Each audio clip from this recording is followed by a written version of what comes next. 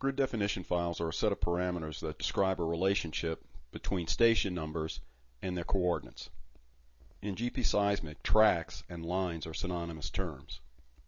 A bin is considered to be a point along any track. For the depicted preplots, we have tracks that run approximately at 45 degrees. The station is 8 digits, 4 of which represent the track and 4 of which represent the bin. The first track is 5001, then 5011, so it has a track increment of 10. The bins increment by 1 along any line. If 5001 is considered to be our track origin, then the additional lines have been generated to the right.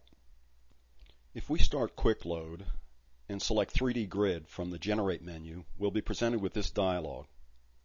The values entered here represent the grid that was depicted in the graphic previously.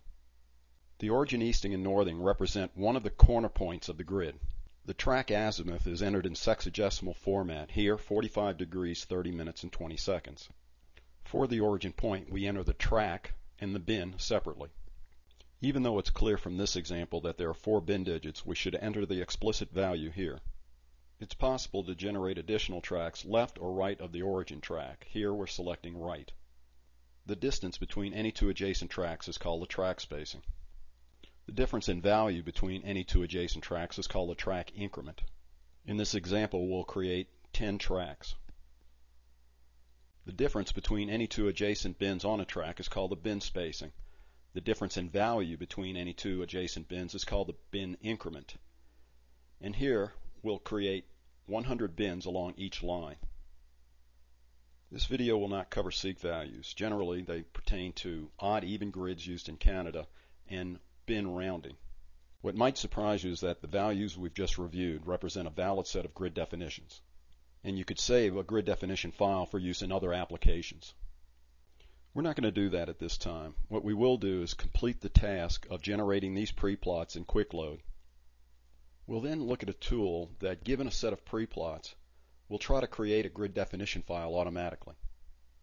Remember, however, that if you do know the parameters of the grid, it's easy enough to display this dialog, enter the parameters, and press the Save button to create a grid definition file. We'll begin the process of creating the preplots by pressing OK. We're prompted with the azimuth confirmation dialog. Then, most importantly, the coordinate system of these preplots. When prompted for whether to create an ASCII coordinate file, we'll say yes. We'll then be prompted for the name of the file to create.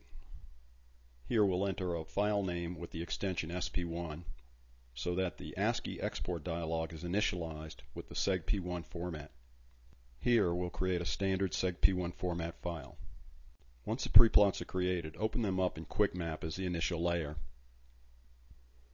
We're going to see if we can create a grid definition file automatically from these preplots. From the File menu, select Outputs. From the Outputs dialog, you can create a coordinate file or a CAD file. You can also create a grid definition file. Choose that option and press OK.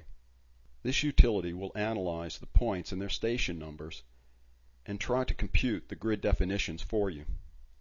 A small RMS value usually indicates success.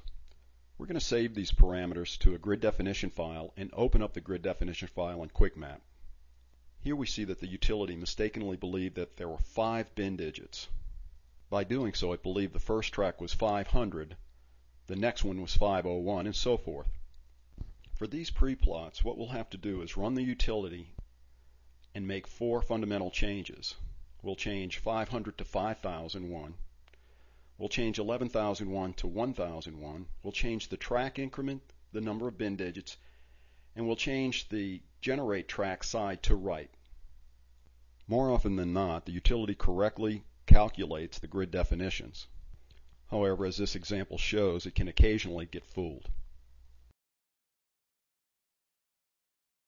There are a couple of ways that you can prove to yourself that the grid definition parameters are correct. One is to use the point conversion utility that's on this dialog.